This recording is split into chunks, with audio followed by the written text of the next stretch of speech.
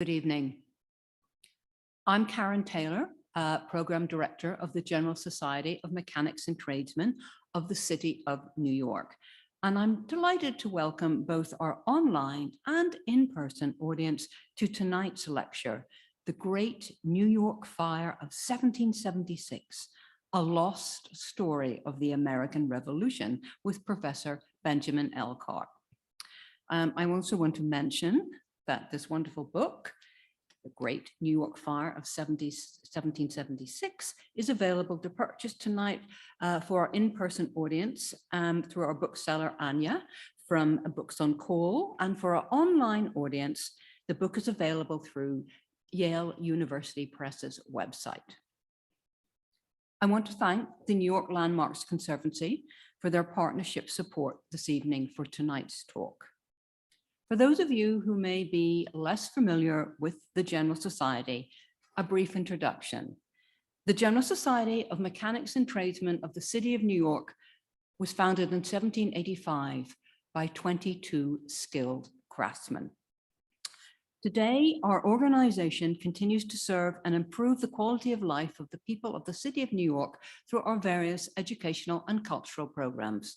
These include our John M. Mossman Lock Museum, which you are welcome to visit after the talk tonight. Of course, that's for our in-person audience. Our tuition-free Mechanics Institute, which I'm very proud to say had its recent graduation last week after a gap of several years. The General Society Library, of which, of course, you're in this evening, and our nearly 200-year-old lecture series, of which, of course, tonight's lecture is part of. For the online audience, please feel free to submit typed questions at any point during the talk. We ask that you use the Q&A section rather than raise your hand. And for the in-person audience, we ask that you save your questions to the end of the talk. I'm so pleased to be able to introduce you tonight to Benjamin Carp, who is Professor of History at Brooklyn College and the CUNY Graduate Center. He is also the author of Defiance of the Patriots, the Boston Tea Party and the Making of America, and Rebels Rising, Cities and the American Revolution. He lives in New York City. As I said, it's a great pleasure to introduce to you Professor Benjamin Carp.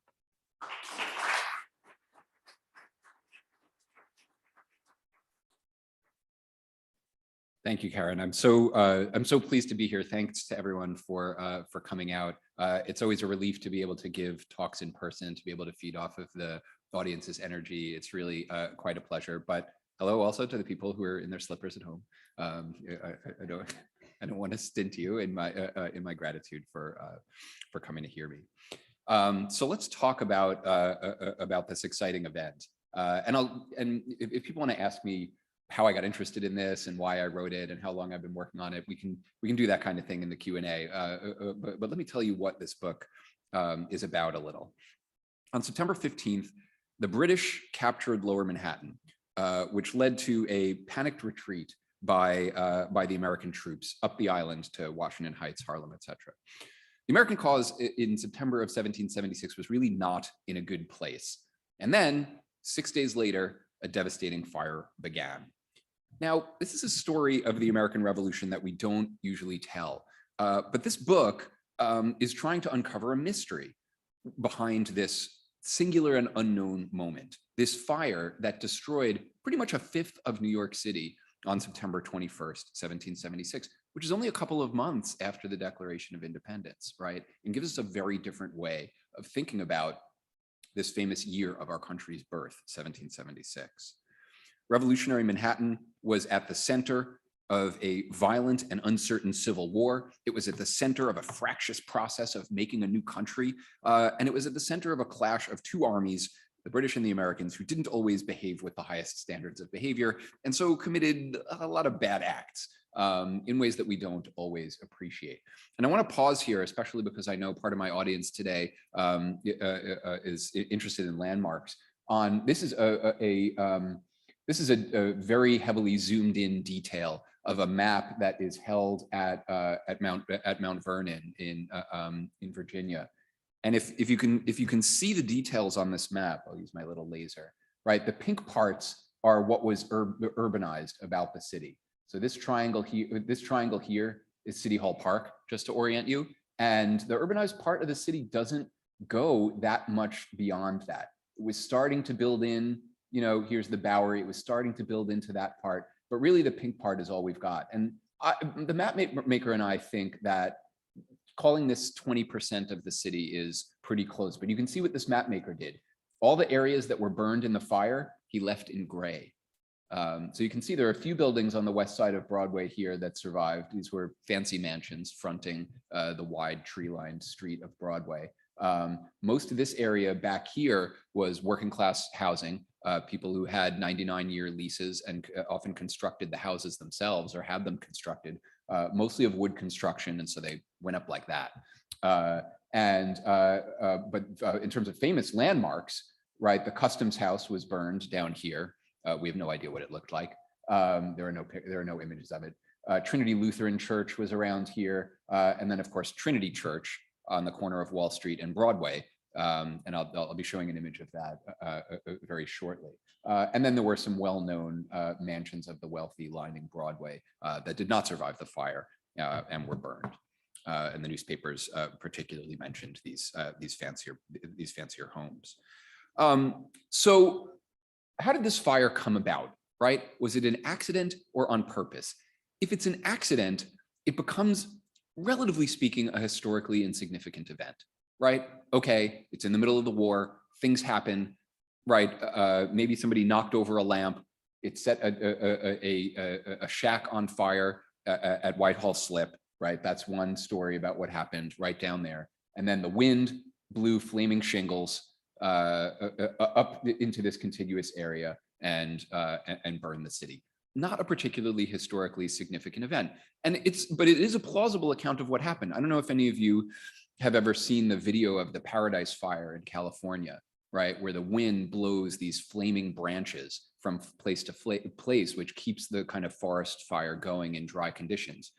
If you want to talk about home construction in New York City in the 18th century, you've got a lot of wooden homes and buildings with wooden shingles on the roofs.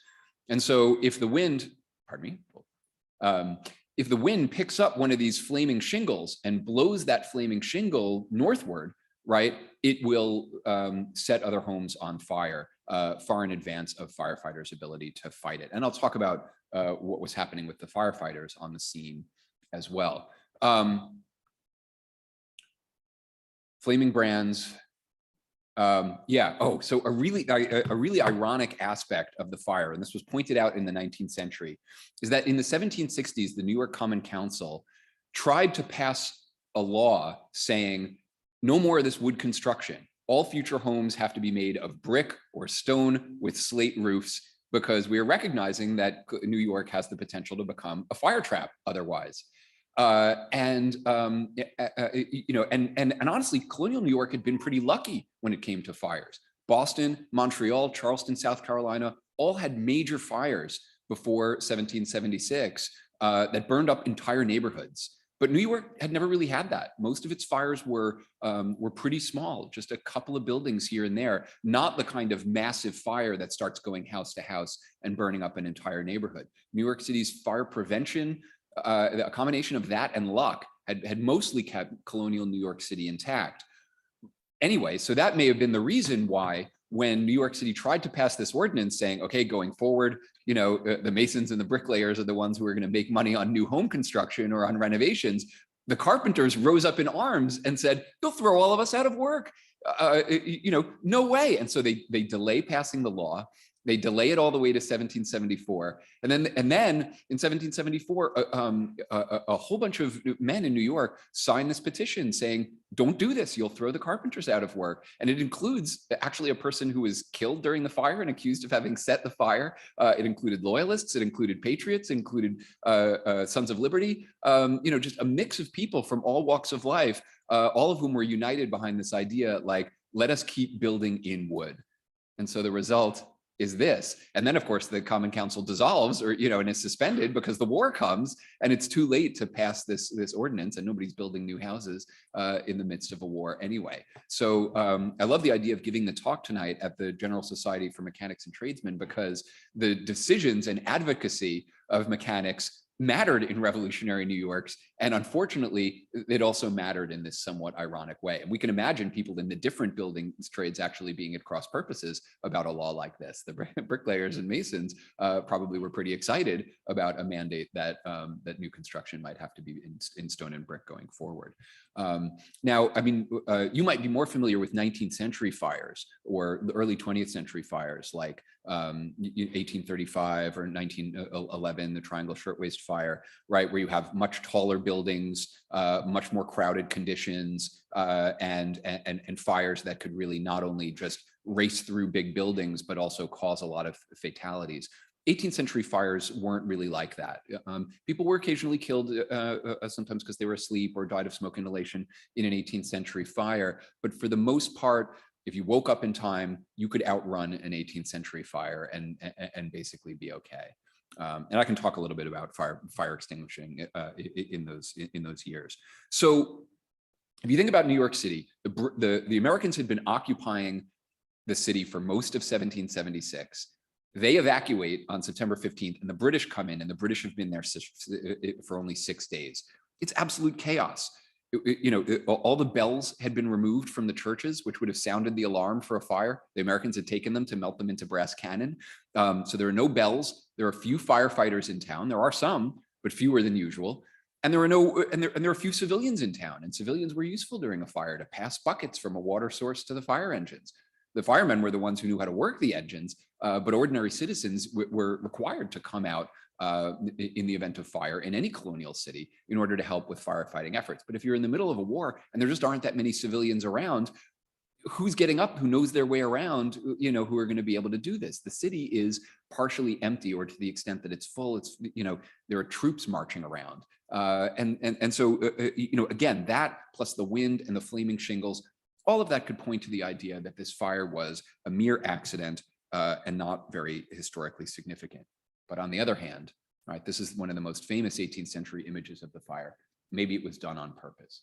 It's hard to see in this image, but you can see British troops actually stabbing a man who is suspected of being an incendiary. This print was done by a German person who had no idea what New York City buildings looked like, and so pay no attention to the buildings, but was reading British newspaper accounts of the fire, and so the scenes were reflective of what the British and Loyalist press had reported about the fire.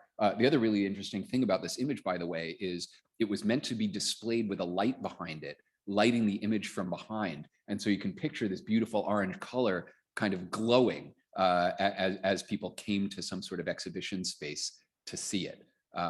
This is one of those ways in which you'd love to take yourself back in time to have that experience. Instead, we have the kind of this kind of digital version of the image. One of the things that I do in order to explain why I think the fire was set on purpose is use my kind of contextual knowledge of who New Yorkers were and what was going on with the war and American soldiers at the time. So for one thing that I realized I had to understand is I had to understand something about military strategy. Strategically, burning New York City made a lot of sense for George Washington, and he knew this. He basically had three choices after the British had taken Staten Island and then Long Island in late August. Right. At that point, Lower Manhattan becomes indefensible. It's just too easy, and the British, right, have the capability of taking their ships up the Hudson River, which they had already done, bringing ships into the East River, defending the ability to land troop transports over the East River. Washington knows that he's toast. So he could either stand and defend, which would result in either surrendering a big part of his army or having them get killed.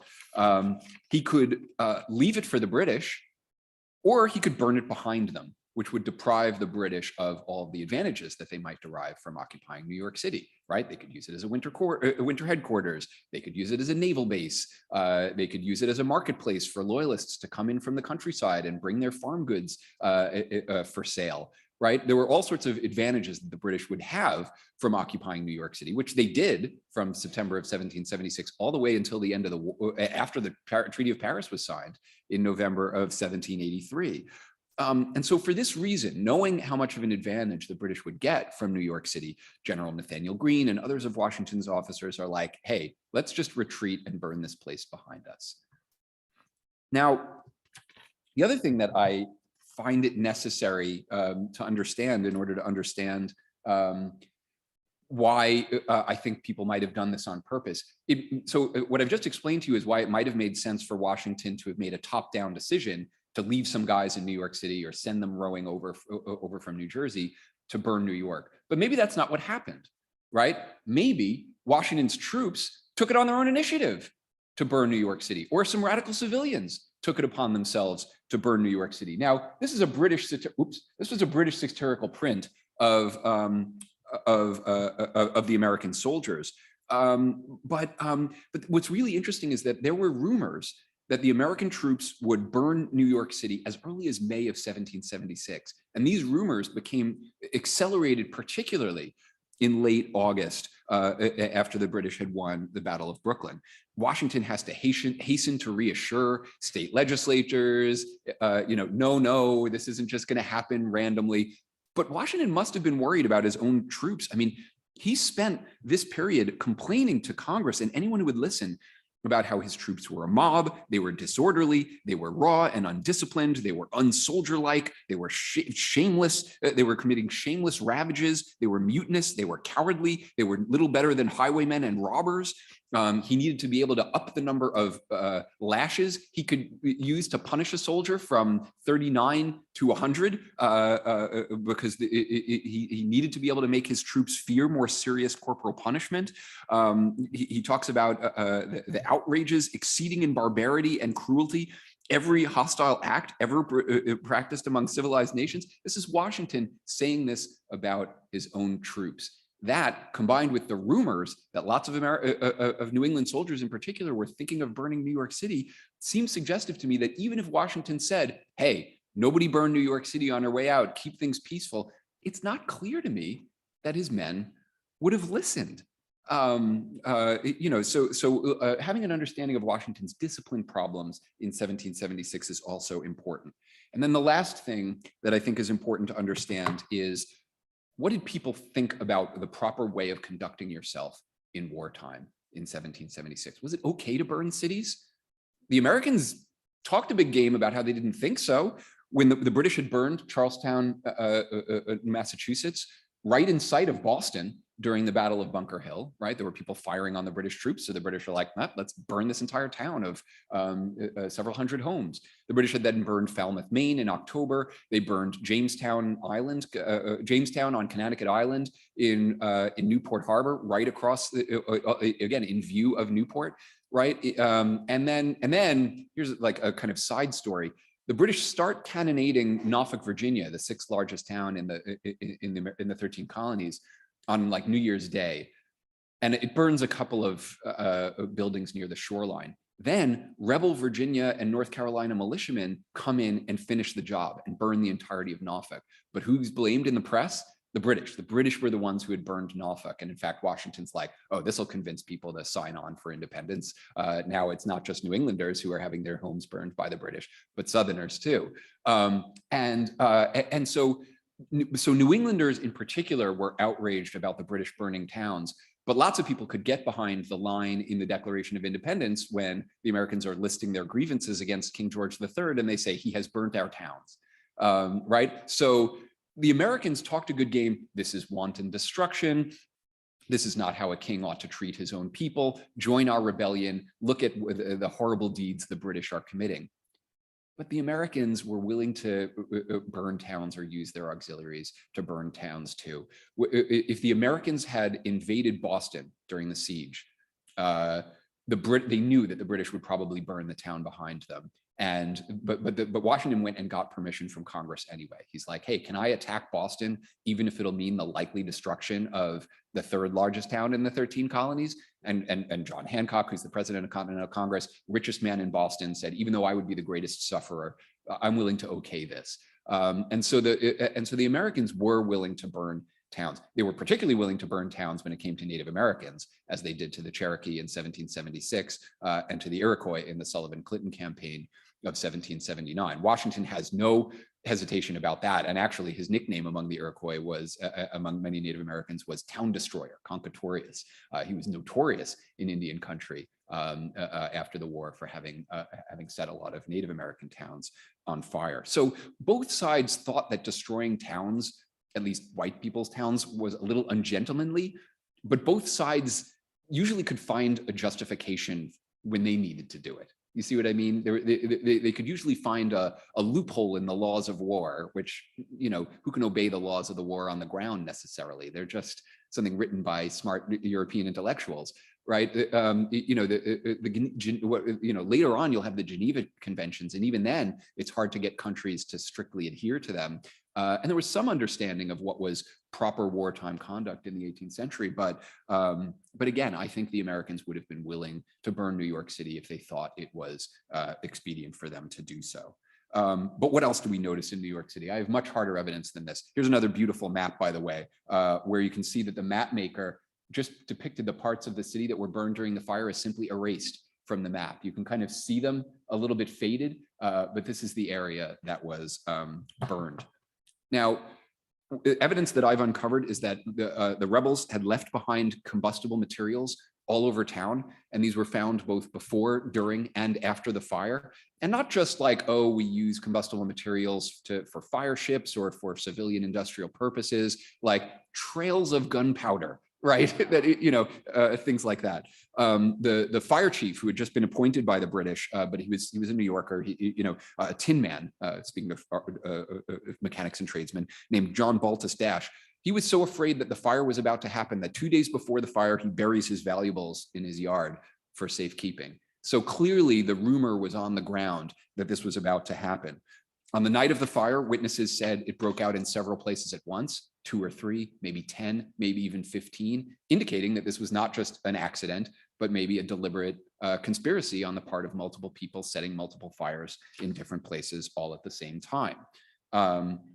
It's hard to know whether people might have been mistaken in their perceptions during a moment of chaos. Maybe it just seemed like it was in 2 places at once, but it was really one of these flaming shingles. It's hard to know. We don't have the kind of forensic evidence that would give us proof beyond a reasonable doubt. But I have all this other evidence. British troops also caught several people, as in this image, tampering with firefighting equipment or carrying incendiary materials, or even supposedly holding a torch and actually setting buildings on fire. And in a few cases, the British soldiers actually executed them on the spot.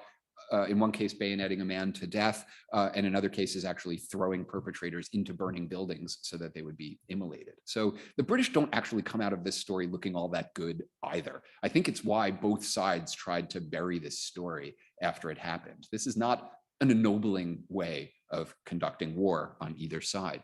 Again, going back to the laws of war, technically, if you caught an incendiary in the act, you were allowed to execute them on the spot. There's, no need for a trial, right, et cetera. So the British soldiers were not necessarily disobeying the so-called laws of war.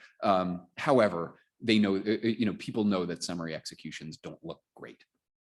There are also a few different stories talking about a party of seamen who rode over from New Jersey to set this fire. Maybe it was 8, maybe it was 40. And then there was a confession by a spy who's hanged in New Brunswick, New Jersey, months later in June of 1777. And according to the Loyalist newspaper that covered this guy's hanging, not only did he confess to the espionage activities he was doing in New Jersey that he was caught for, but he also said, I was one of the guys who burned New York City. And then he refused to name any of his accomplices. Right? Like, that's a lot of evidence that I feel we can't just ignore and say, oh yeah, but this and this, and maybe it was just an accident and therefore not a historically significant event. I argue instead that the Americans did burn the city. They wanted to target a British garrison and naval base. They wanted to target the wealthy loyalist property owners who lived in New York City. New York City wasn't all loyalist, but it had a rumor for having loyalist penchant or whatever, penchant. And so, again, hey, we'll stick, the New England troops might have been, hey, let's stick it to some of these wealthy loyalist New Yorkers. And also, right, one of the purposes, right, keep in mind that a lot of rebel soldiers are Congregationalists or Presbyterians. They hate the Church of England, which owned a lot of the land west of Broadway, right? These wooden working class homes were on Trinity Church land. Trinity Church actually still owns a lot of land around Trinity Church, not just the church areas itself, but they have tenants, and they did back then too. So the area that was targeted may have been designed to target the Church of England, which New Englanders had hated for 200 years almost. And then I have some great, I have some great descriptions of like just people talking about how awful all of this was. The rich have become poor and the poor have become desperate as a result of these 800 chimneys standing without a house in this area of New York City. And actually, this became a place of leisure later on. You can see people kind of just strolling around the gravestones, right? This would have been several years later, and Trinity Church still looked like this. So my question is, right, the thing that is really difficult to solve is, did Washington countenance this fire himself? Or if I think it was something that was more bottom up, right, something that was done by ordinary soldiers and civilians, does that reveal something about the radical faction at the heart of the revolution? We know that there were moderate and conservative revolutionaries, stable property owners who nevertheless wanted to get rid of Parliament and get rid of the British. But there was also a lot of artisan working class radicalism that was behind the revolutionary movement. And that's something that I thought it would be appropriate to talk about here and give some examples of the type of people that we're talking about. I'm going to skip over some letters that I often read to people about Washington's correspondence before and after the fire. First, where he tries to reassure the New York legislature, no, I'm not going to burn the city, and then he kind of asks Congress for permission. Hey, should we leave the British with these valuable winter quarters or not? And then Congress, at least on paper, says no, let's see to it that no damage be done. And Washington evidently interprets this as okay. But then, really interestingly, he writes to his cousin after the fire. Had I been left to my own judgment, New York should have been laid in ashes before we left. I asked Congress, they said no, but they're gonna regret this, right? Because it's gonna be impossible for us to take this city back from the British. Washington fantasizes about taking New York back throughout the war, but he's not able to do it until after the British evacuate in 1783. And he says, and so then he says at the end, right, this is one of the capital errors of Congress. They really should have let me burn it.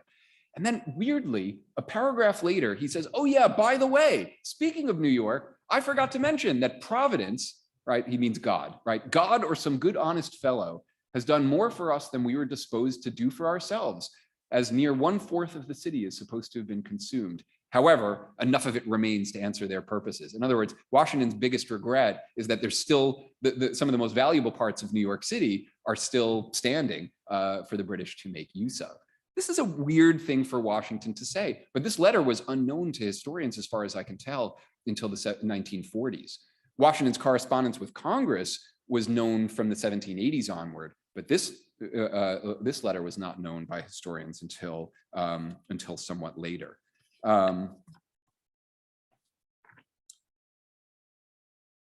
So that brings us to to another question that's suggested in Washington's correspondence. Did radical actors set New York City on fire?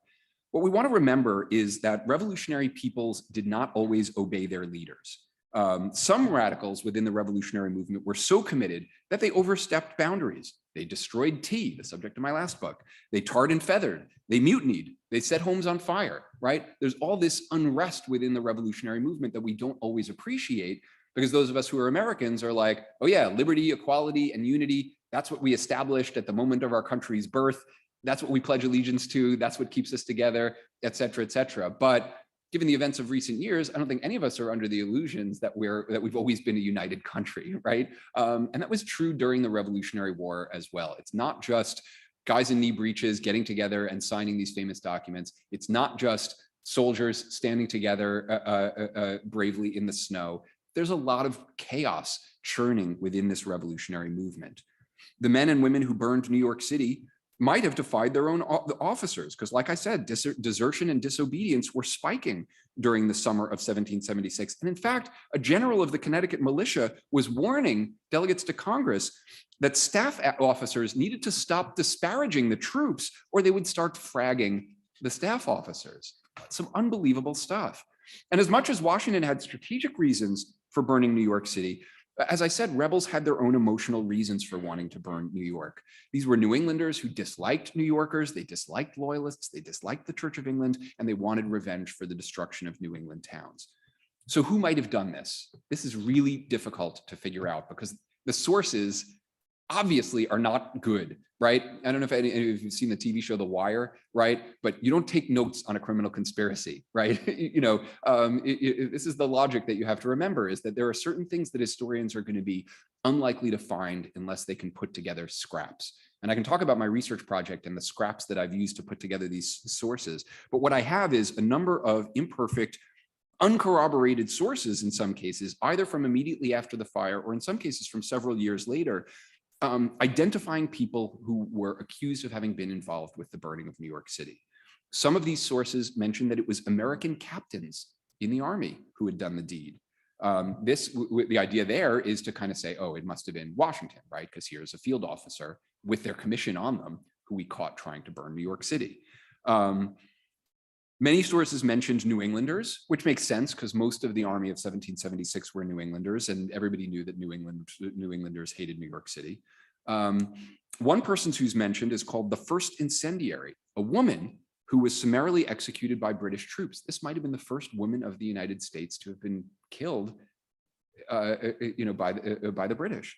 There was also a quote unquote mulatto man, a mixed race individual who he might have been Pequot, he might have been of African descent, part of a group of 8 Connecticut men who were sent over from New Jersey, supposedly to land on the western shore of Manhattan and burn New York City. 8 men went, only 6 came back. 2 of them were executed on the spot by the British. There was also a 57-year-old New York City tavern keeper and former felt maker who became a prisoner of war. He was also accused of having set the fire. He was a captain of the rank of captain. And then this spy that I mentioned, a Scots-Irish Presbyterian who was hanged by the British for espionage in June 1777. He too might have been an artisan at one point, a wheelwright in Pennsylvania. So together, I think that the social profile of these incendiaries reveals some of the more radical elements within the revolutionary movement. I don't know what time it is, but what I like to do is kind of give people the opportunity to vote on which of these groups they want, which of these figures they want me to talk about more. So do you want to know about the New York City tavern keeper? Do you want to know about this this Pennsylvania spy? Do you want to know about the woman, the mixed race man? Almost definitely. I mean, Sons of Liberty were started in a New York tavern, supposedly. This is what my first book was about. My first book is called Rebels Rising, Cities in the American Revolution. And each chapter is about a different space in a different city where revolutionary mobilization before the war took place. So I have a chapter on the Boston waterfront. I later expanded on that to talk about the Boston Tea Party, obviously. And then my second chapter is actually on New York City taverns as places where people got together to complain about what the British were doing and and start doing political things over their tankards of ale and their bowls of punch. What was really all right? Let me we've got to vote. Let me skip to my area of talking about Van Dyke. Oh, do I not have any images? I don't think I have any good images for Van Dyke. Associated with Van Dyke. I apologize. We don't know what he looks like, except that he was 57 years old and he was described as a heavy fat man by his friend. And so let me, I'll tell you the story of this. Let me just go back to an image of Manhattan Island. Oh, wait, no. That's not the image I want. So this tavern that he owned,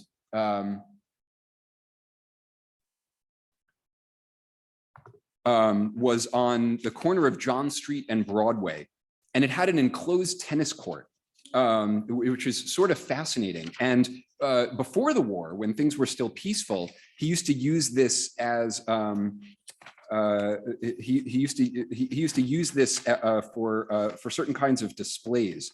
Oh, I don't have the page. I don't have the right pages. Oh well, I'll wing it. So he used to use it for displays. He displayed a leopard, a chained leopard. Come see the leopard, have some drinks. An 11-foot cow, right? So he would use this tennis court for displays. And then as things got heated, the tennis court was also used for rebel militia drills. And in fact, when the British evacuated, when the British had barracks in New York City before the war, when the troops evacuated those barracks in 1775, they were carting, they had a whole wagon load of spare weapons and things.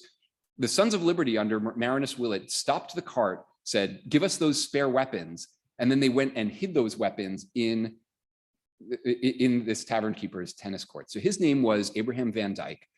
He was of Dutch descent, obviously. He had been a felt maker at one point. He might have been a 7 Years' War veteran. I'm really not sure about that. He was an active Son of Liberty. He was also the captain of a local militia company named the Grenadiers. It was later folded into the Continental Army, but at first he and his troops resisted that. No, we're our own independent company, and so it must have been a fascinating group. He was a fascinating guy. There was a famous Indian fighter who died in New York City, and the Grenadiers were part of the procession that escorted his coffin, and this was reported on in the newspapers. So, so Van Dyke is this really interesting guy, although he's a little elusive. I haven't really been able to find his birth or marriage records or even his death records, although it seems pretty clear that he had died by the end of the war. Anyway, Van Dyke is leading this group of Grenadiers. They are part of the group that is still in New York when the Americans are like, all right, we're all done. We have to evacuate now. And they've begun to pull out. And then on September 15th, the British begin landing at Kips Bay, right? And they begin marching to try and cut Manhattan off between where many of the troops were and where Washington was. Washington was at the Morris Jumel Mansion, the Morris Mansion at the time in the 160s, right? So Washington's headquarters and much of the army is there, but there were still some regiments of Americans, including like Aaron Burr, who were down in New York City when the British begin invading. And at that point, the Americans are like, uh-oh, we better start running. And so they start running up the west side of Manhattan Island before they can be cut off from the British. But Abraham Van Dyke, he's leading his troops. He, being a heavy, fat man, couldn't keep up. I'm sorry, I'm quoting the material. I'm not trying to make a judgment about anyone's body image or anything, but he can't keep up. He's huffing and puffing. He basically hides in the woods for a little while and then turns around and goes into hiding in New York City. What he was supposed to do at that point was give himself up. He's behind enemy lines. He was supposed to turn, he should have turned himself in, but he didn't. Now, the sources are very unclear. It seems as if he was then captured by the British the next day, pretty soon after, before the fire took place. But American officers were sometimes let out on parole. It's not clear at that point whether the British kept him in what was called close confinement in the Provost jail, which was on City Hall Park grounds, right, on the Common. Or so if he was in close confinement, then he was just there during the fire and probably had nothing to do with it unless he had kind of coordinated it beforehand. Or if they let him out on parole, then a couple of sources mention him having been captured again during the fire.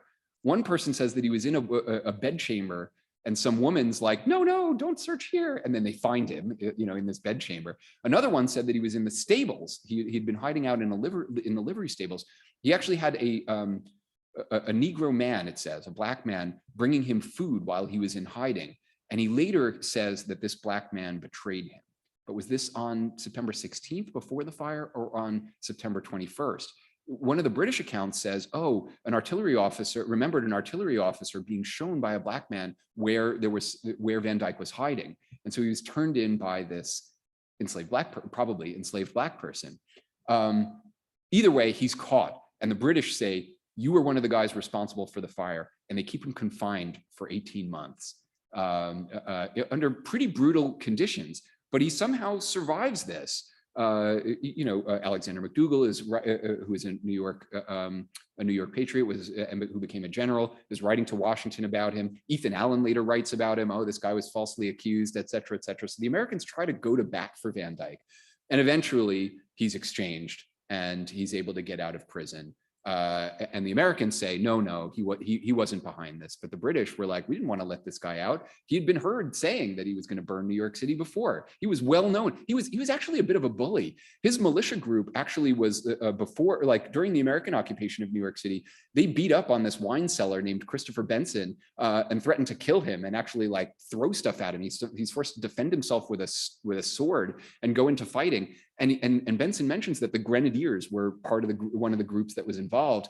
And then Benson goes to Washington and appeals and says, hey, these troops, your Grenadiers, have been like harassing me, and Washington's like, they're not my responsibility. Washington just kind of looks the other way while the Americans are beating up on loyalists. The Americans bride a few loyalists on rails, a kind of sharp pointed rail. And if you can imagine like being a man and being hoisted up and bounced up and down on a sharp wooden rail. They did this until people were bloody and covered in dust. And forced a lot of loyalists to go into hiding. I tell this story in the book. Anyway, and Van Dyke was one of the bullies, it seems clear to me, who was behind this. But I guess he gets his due. He spends 18 months in prison. He was obviously disliked by the British troops and loyalists, and he's exchanged. And then another side note, and I don't talk about this in the book, but I talk about it in an online essay. He's later at the Morristown, New Jersey encampment in 1780, and he kills a Black soldier in the American army, a young man named Prince Pitkin from Connecticut, who actually had been enslaved by the Pitkin family of Connecticut, who had been the governor. William Pitkin, the senior, had been the governor of Connecticut before he died, and then Jonathan Trumbull took over. And then we don't know why he killed him or how he killed him, but Van Dyke then asks for a court-martial and is acquitted. And then Washington later recommends him for like a Marine captaincy. He writes to Congress and is like, hey, can we give this guy another plum job? So Washington vouches for Van Dyke. He vouches for this spy, Abraham Patton, that I was mentioning before. And he vouches for another captain that was accused of setting New York City on fire, a guy named Amos Fellows, who actually died in prison in early 1777, so only after a few months, under conditions that Van Dyke had survived. So again, this is one of the stories that comes out. So Patton, who had once been a wheelwright, Van Dyke, who had apparently once been a felt maker, right? This idea that New York City's artisan tradition, or the Pennsylvania backcountry settlers, New England Congregationalists, a mixed race man, even women, right? That they might all have been part of the radical group that burned New York City. That says to me that there is something else at work in the American Revolution that I personally find really interesting. So I've gone off script a little bit in order to tell you about some of the fascinating stories of this. Let me just rapidly move ahead here to the end. I mean, here's a really not very well-known image, but this is from a French history of the American Revolution based on British newspaper subscription. Here's a woman, an American woman, holding 3 torches. Here's another woman holding a torch that a British soldier is trying to stop. Here's a woman who's supposedly trying to stab herself to death, right? Like, these women were supposedly so patriotic that they were willing to sacrifice their city. This may have all been made up, but it was based on a scattering of newspaper accounts about the women who supposedly were involved in burning all of New York City. I have some things that I can say about why the mixed reasons why we don't know this story, but I'd really rather just kind of conclude here by saying this is a really fascinating incident that points to a much more complicated image of the American Revolution than we're used to thinking about. And actually, let me rewind this to John Joseph Henry. John Joseph Henry had joined the Continental Army from Lancaster, Pennsylvania as a teenager. His father was actually a gunsmith, and he was captured in Canada during the American invasion of Canada. And he saw the fire. He was also made a prisoner of war. He suffers from scurvy. It afflicts him for the rest of his life. And he saw the fire from on board the British ship Pearl in New York Harbor. And at first, he and the other men on board thought that the British had done this. But Henry changed his mind as he saw the British trying to put this fire out. And he concluded later that the most low and vile of persons had burned New York City. And he said, it might be that for the honor of our country and its good name, US history books are going to have to, say that this fire was due to accidental circumstances. But he said, since this occurred within my own view, since I actually saw the fire from New York Harbor, the eloquence of Cicero could not convince me that the fire was accidental. And then he says, it may be well that a nation in the heat and turbulence of war should endeavor to promote its interests by propagating reports of its own innocence and prowess and accusing the enemy of flagrant enormity and dastardliness. But when peace comes, he wrote, let us in God's name do justice to them and to ourselves. Baseness and villainy are the growth of all climates and of all nations. And my point here is that we can, as the 250th anniversary of independence approaches, we as a nation sometimes get a little bit too invested in what Jan Lewis used to call the bedtime story of the American Revolution. There's much more complexity to the founders and to American soldiers. And we learn a lot more about the revolution if we can tell a story that also incorporates Hessian soldiers, loyalists, British soldiers, women, African Americans, Native Americans, artisans, and ordinary civilians, to tell a more global story of the American Revolution, etc. So even though my book is just about this one incident on September 21st, 1776, the pros would call this a micro history. I'd like to think that it hints at broader ways of reinterpreting the American Revolution as the 250th anniversary approaches. Thank you, everybody, for listening. And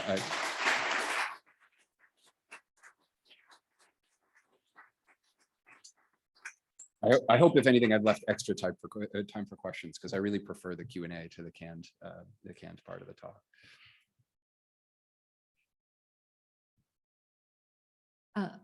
Thank you so much, Benjamin, for that fascinating perspective.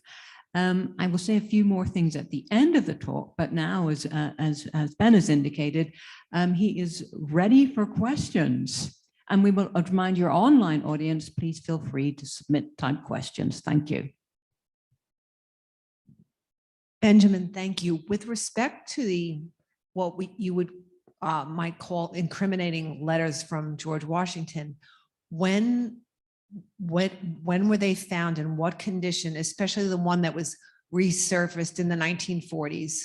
Yeah, I mean, Washington had good secretaries, and his wartime correspondence was all kind of bundled together and pretty well preserved. So when he was writing to Congress during the war, all that stuff was pretty well known and was reprinted, actually, and made available to the wider public as early as the 1780s.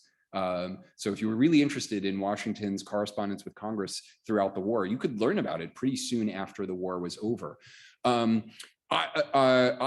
The truth is, because so many of these letters have been gathered in the published papers of George Washington, which is run out of federal grants, your tax dollars at work, you in fact can go to founders.archive.gov and read all of the correspondence that they've digitized from Washington, Jefferson, Adams, Madison, Franklin, etc. That's all available, right? We paid for it. And so I haven't often had to look at the original manuscript sources. I could, but often what I've done, especially because I wrote a lot of this book during the pandemic, is sometimes what I'll do is the Library of Congress has microfilm pictures of the original. So if I really came across something that looked like it was ambiguous and the editors hadn't figured out what it said, I would try and go to the digitized version of the manuscript.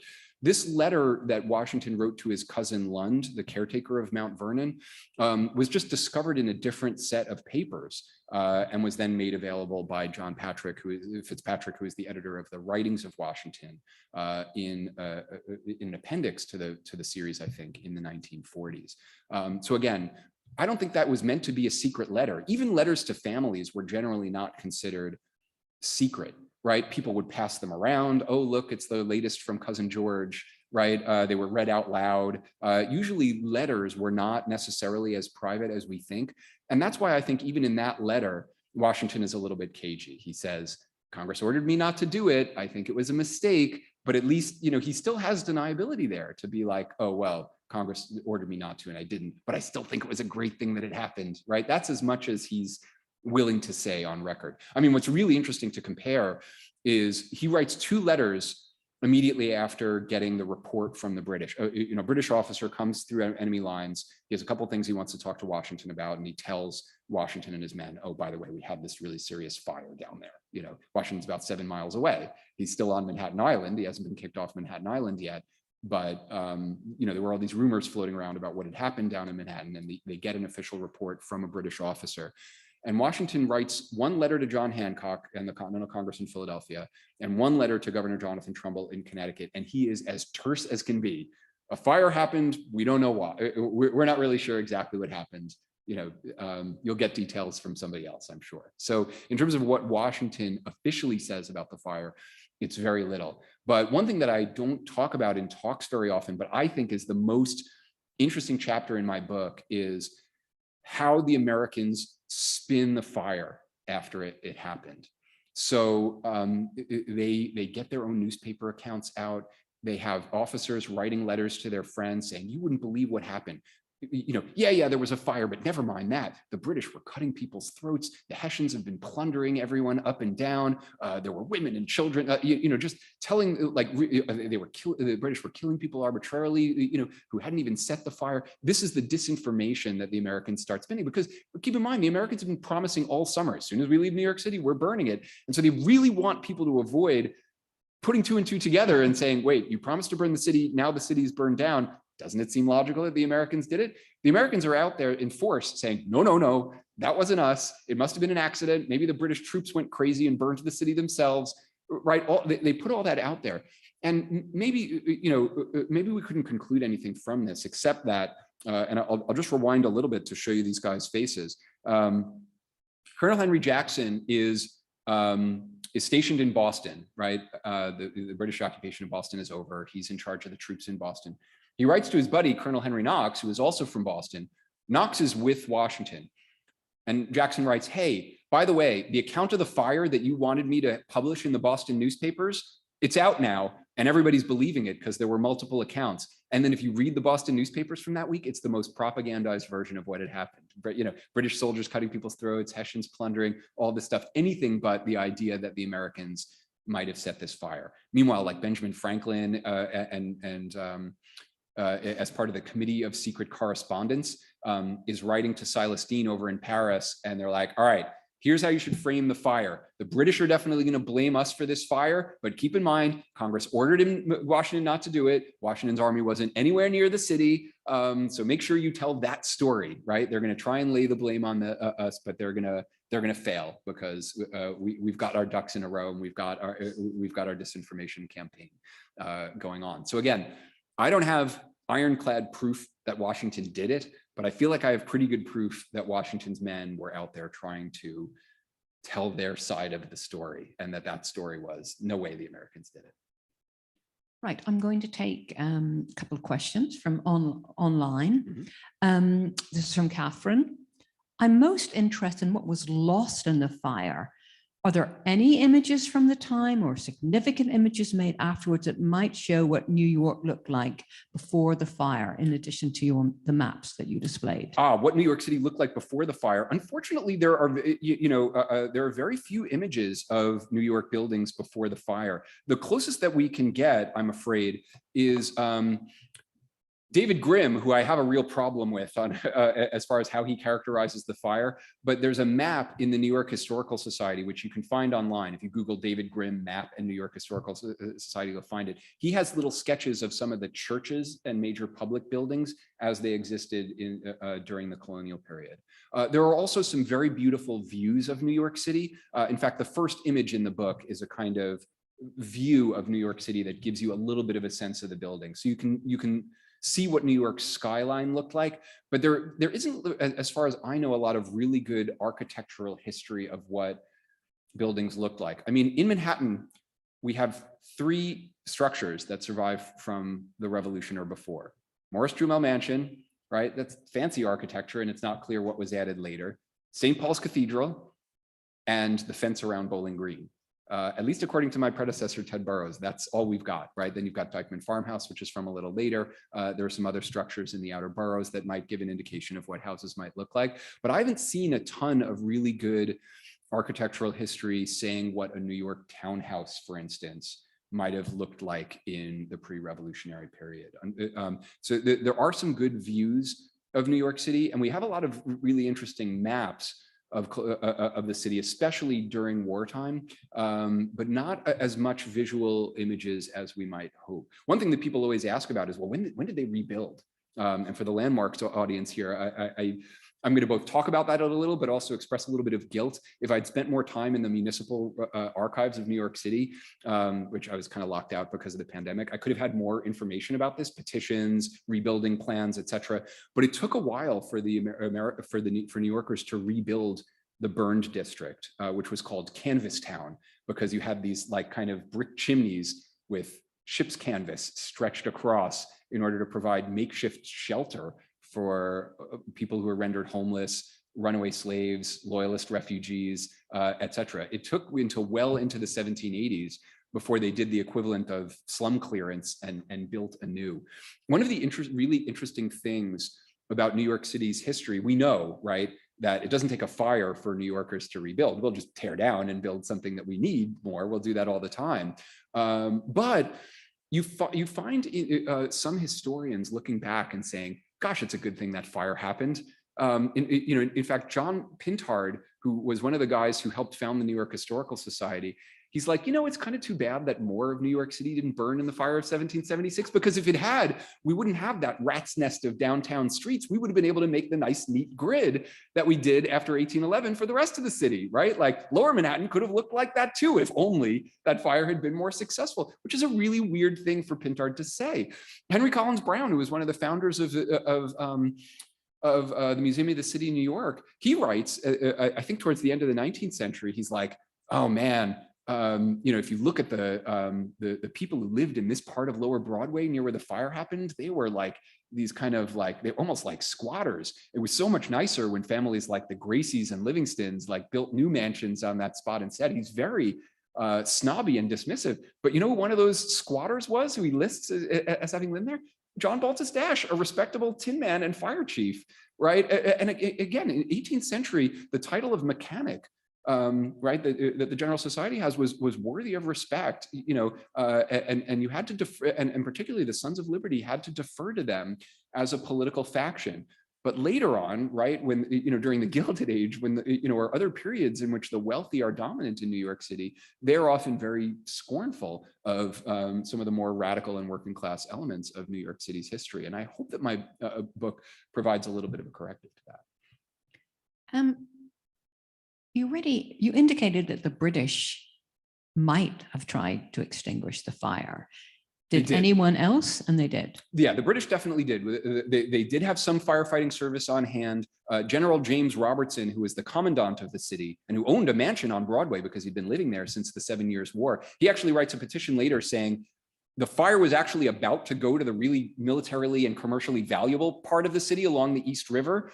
But I actually extinguished it in such a way that the fire instead went up Broadway and burned my house. So I personally sacrificed, Robertson says, I personally sacrificed my own house in order to save some of the most valuable parts of the city. There were 4 regiments stationed near New York City. It took a while for them to get sent into the city, but they did help to extinguish the fire. And there were also a bunch of British warships in the harbor. They send their crews, sailors, on the boats who land on Manhattan Island, and the sailors too helped to extinguish New York City. So John Joseph Henry actually, when he sees these British sailors going into New York, he's like, oh no, there's no way the British were the ones responsible for this. They're clearly doing their utmost to put out the fire so that they can use New York City as a headquarters.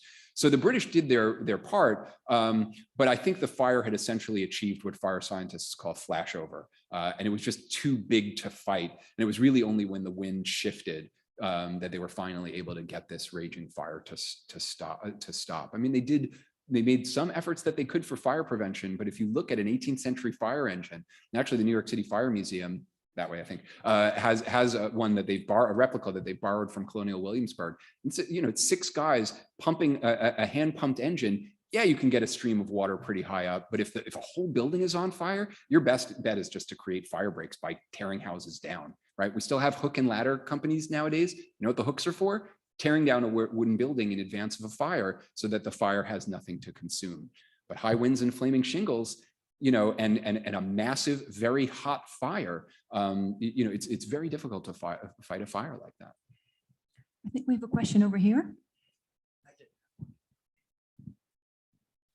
I was wondering about the saboteurs, the 8, and then it turned into 6 going back to New Jersey. Yeah. And I was thinking about how this whole city was cleared out when the British were there, and wondering if you could give some perspective on what the city would have felt like, and whether at that time with fewer people, would these people have been easy to recognize? Because the population of New York was. Yeah, this is such a good question. Yeah. I have a whole chapter basically just describing like what the army was, what was going on in the American army, and what New York City was like in those crucial 6 days between the British occupation and the fire.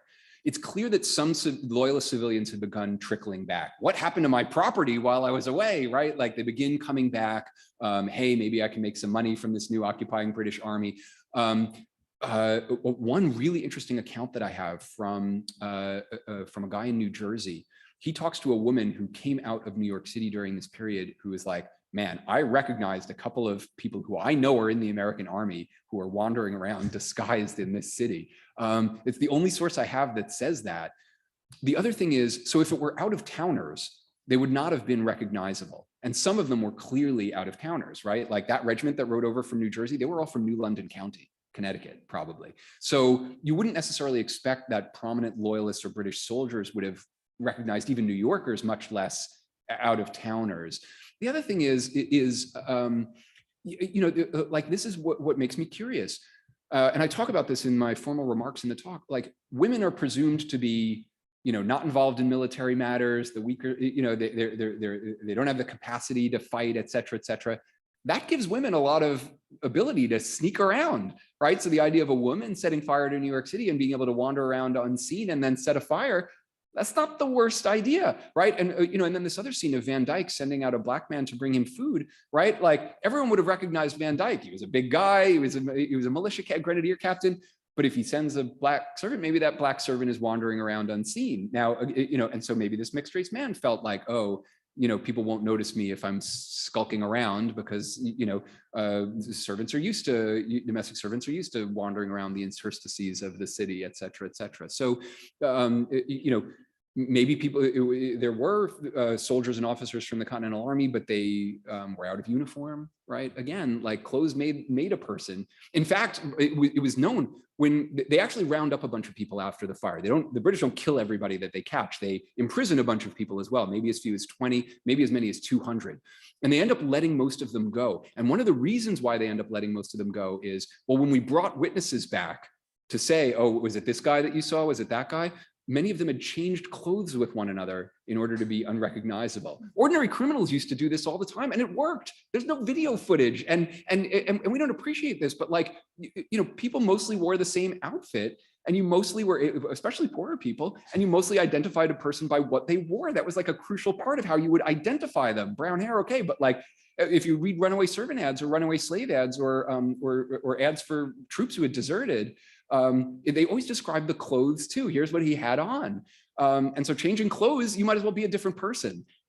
So again, like there's some evidence that they would have been able to get away with it in the way that I think your question implies. And the British didn't lock the city down, so people were still in and out all the time. Again, it's an island, right? If if you're quiet and you're not spotted by one of the British warships, there's no ambient light except the moon, right?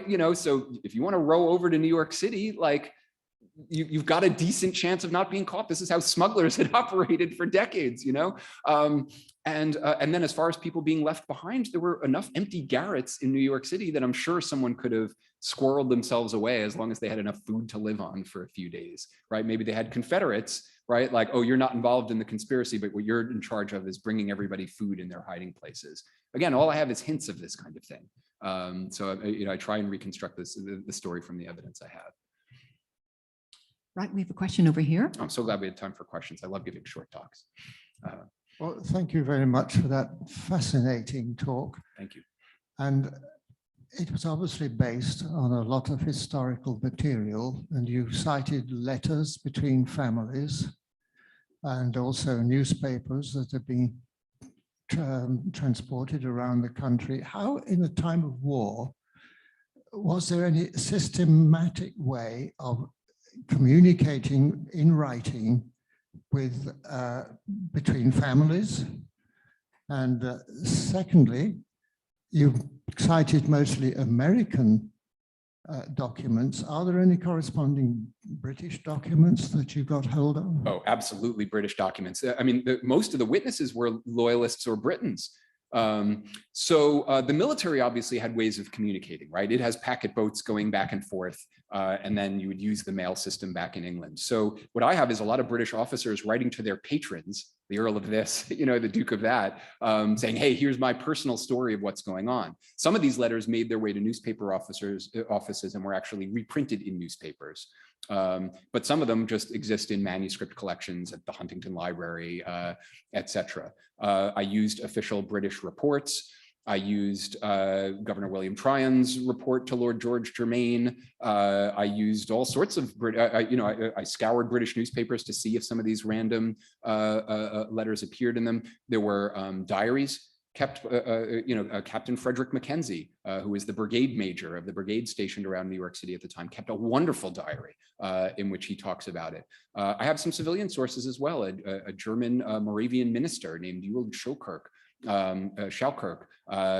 stayed in town throughout the occupation and gave his impressions of the fire as well. So absolutely, in terms of British sources, as far as how letters traveled between enemy lines in New York, there's actually a really good book I can recommend. Judith Van Buskirk, who used to teach at SUNY Cortland, wrote a scholarly book about New York City called Generous Enemies, where she talks about how people were able to correspond between occupied New York and more rebel occupied areas. Letters were able to get through. And there were systems in place. I mean, the Americans obviously were trying to establish a post office, right? That was what Franklin was in charge of even before the war, as a network of post offices. But you would use a series of just, riders. If you wanted to pay a lot, you could get a message sent fast. Obviously, Congress in Washington had an interest in maintaining a rapid correspondence with one another as best as they could. But yeah, there were systems in place for getting mail around. In the 18th century, they wrote on this really good, thick rag paper that survives really well. And so as long as a family didn't foolishly throw these things away, there's a lot that survives. The newspapers too were printed on that nice rag paper. It's only in the 19th century when we start using wood pulp and really thin paper that you get these documents that crumble to dust in your hands. 18th century documents though, we can do pretty well with.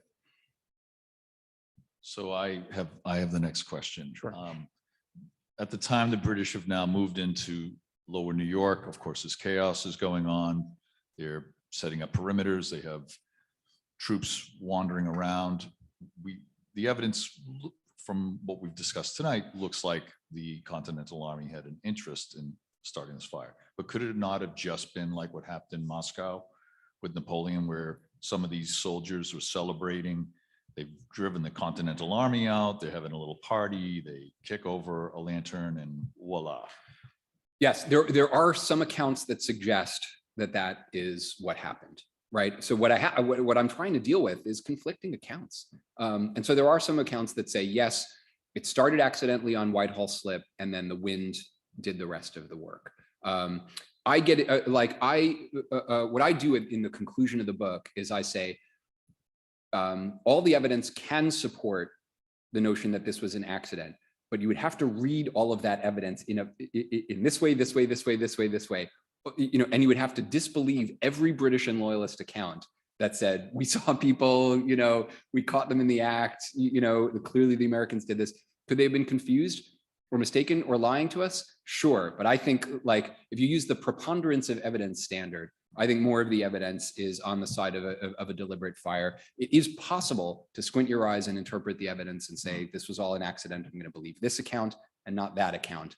But I think the evidence is more strongly in favor of a deliberate It just fire. seems like, all wars are for hearts and minds, and they were well aware of that, the Continental Army. It seems like nobody was going to benefit in the long term from doing this fire. So it just seems to me like it may have been an accident, but more than likely. To me, that is an argument for why the Americans made sure everyone believed it was an accident. But it's also clear that from a strategic perspective, the Americans knew that yes, they knew that from a strategic perspective, burning the city was a good idea, but from a political or public opinion perspective, Americans could not be fire starters. Only British people could be fire starters. And so the evidence often reads that way. However, I think that there's reasons to kind of question the official line. And so, I mean, you'll just have to look at my evidence and see whether you agree. I do leave it up to the reader to a certain degree if they want to draw that conclusion. But I hope to persuade people that we've spent 200 years saying, oh, come on, it was an accident. The Americans surely wouldn't have been that dumb. Washington was so noble. It's interesting. British historians by the end of the 19th century start to say, oh yeah, Washington was so noble, we can't imagine him having done this. Like, a lot of British people admired Washington. So, but again, I think that's the party line, and I think it needs to be chipped away at a little bit. Okay, this will be the final question, and it's online, and it's quite a long question. Okay. There was a lot of overlap between the membership of the Committee of Correspondence and the Sons of Liberty. On July 9th, 1776, following the reading of Declaration, the Sons marched to the Commons and tore down the statue of King George. The following day, Washington bemoaned the act, saying he hoped that people would leave such matters to the authorities. So this was done without his blessing. Might the Sons not also have been similarly responsible for the fire? And remember, many of the Sons remained in the city after the evacuation. I think that's possibly right. I mean, Sons of Liberty is a weird term. I mean, it has a definite meaning in 1765, 1766, but after that, I think it becomes a little bit of a catch-all term for people who were objecting to what Parliament was doing. Like every American was a Son of Liberty by the time you get to the actual war, as long as they weren't loyalists.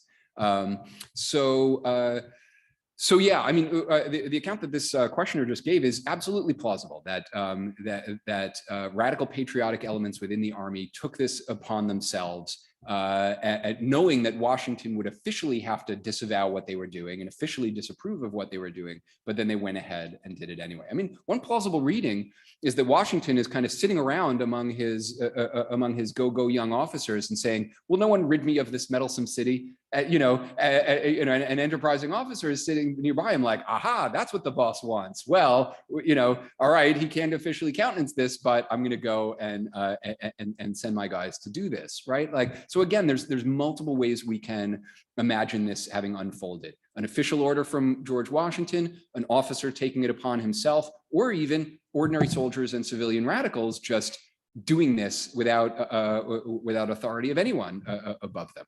But it seems clear to me that some kind of coordinated action took place. Right. And in Benjamin, I just want to thank you so much.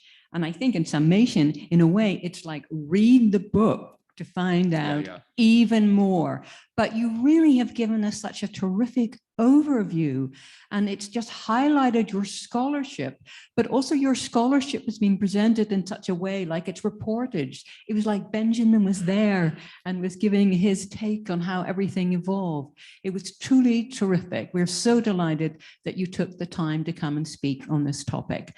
And to say a few more words is Victoria Dengel, our Executive Director.